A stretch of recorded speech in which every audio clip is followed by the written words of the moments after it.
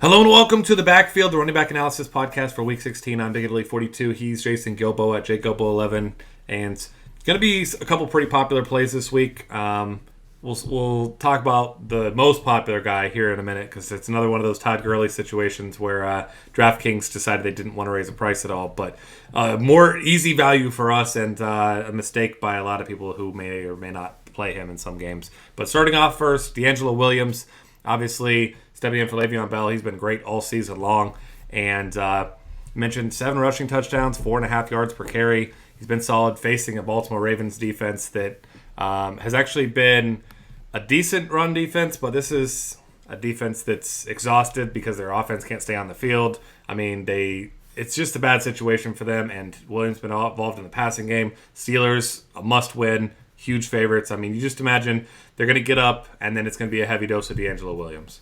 Yeah, I mean, Williams has had 6 games of over 20 carries this season.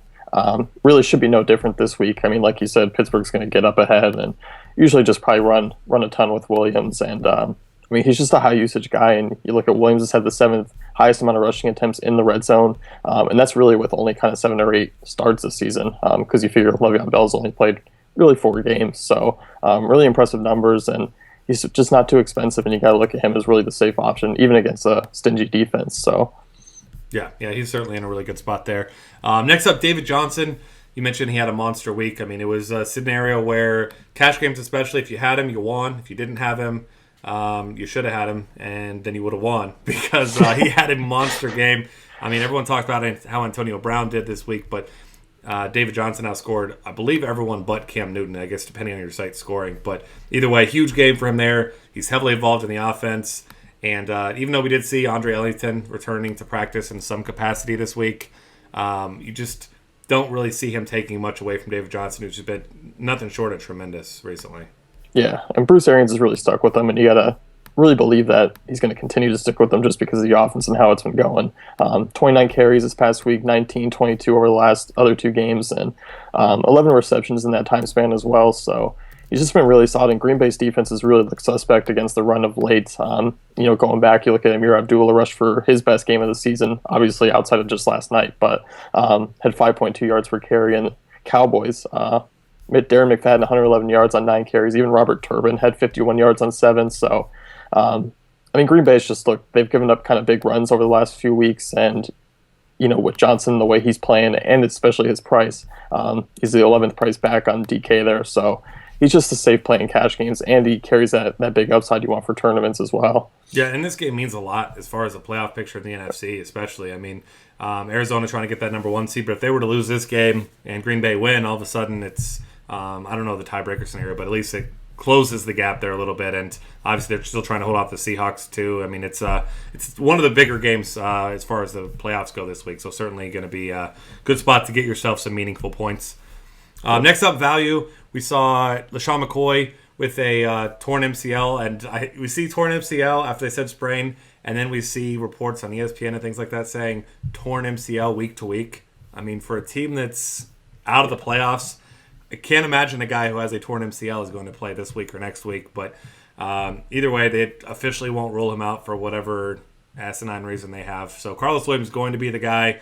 We've seen him before step in when he was completely healthy and be, a more than adequate back. I mean, he was getting red zone carries when McCoy was healthy early in the season, and really he got off to a better start to the season. And I really have no issues with playing him really in any format this week at his price and what should be a pretty big workload for him.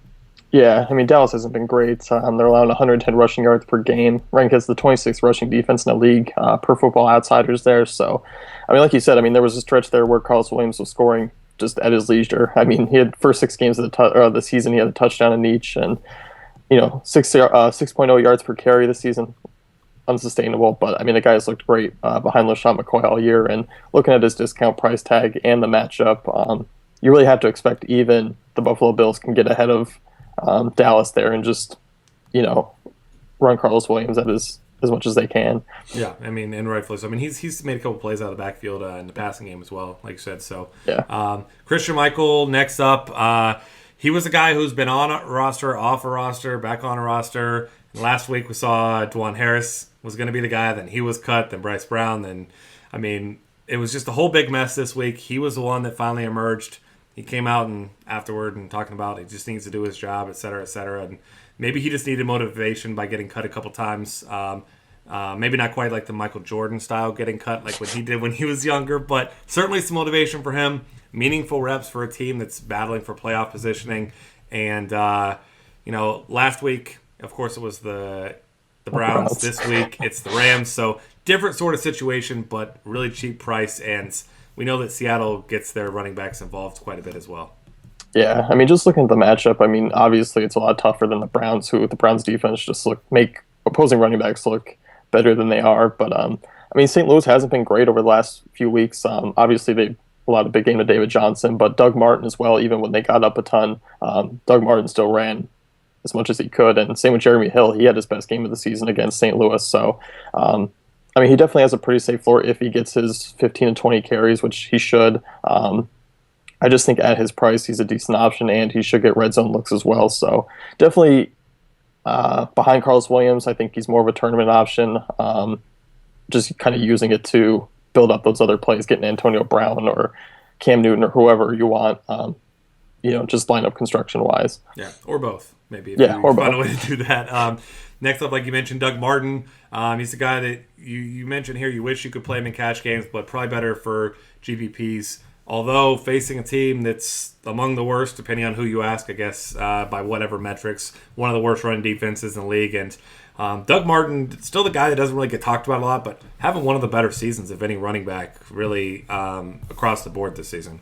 Yeah. I mean, I really like Doug Martin this week. I do like him on DK because you can play 3 running backs if you wanted, but I just like DeAngelo Williams and David Johnson a little bit more for just 2 spots on FanDuel. But the matchup's great. I mean, Chicago allowing 4.6 yards per carry to opposing backs, and Martin 5.1 yards per carry, over 1,300 rushing yards on the season. Starting to score now, finally. He's got a couple red zone touchdowns in the last few games there. So we've seen him have huge upside without even scoring.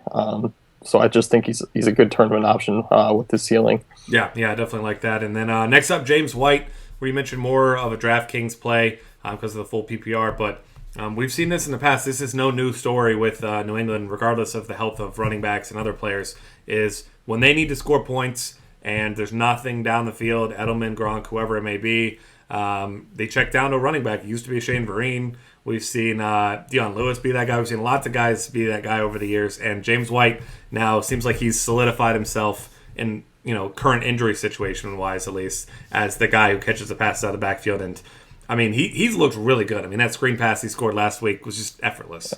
Yeah, I really like James White this week. He's definitely got big upside on DraftKings. You kind of look at this last game as a blueprint. I mean, New England threw a ton of times. They only rushed the ball 9 times, and 4 of them came from Tom Brady. So you got to expect him to see a ton of snaps just because they're going to be in a ton of passing situations. And no LeGarrette Blount, so you got to expect him to really, really air it out this week. Yeah, and I mean, they like to line up their running backs as wide receivers as well. So, I mean, it's not just little screen passes out of the backfield. So, definitely some big-time upside with James White there. Yeah. And that'll wrap things up for us for this week. Find us on Twitter at DFCafe. Subscribe to our YouTube channel. We've got lots of other great content at dailyfantasycafe.com.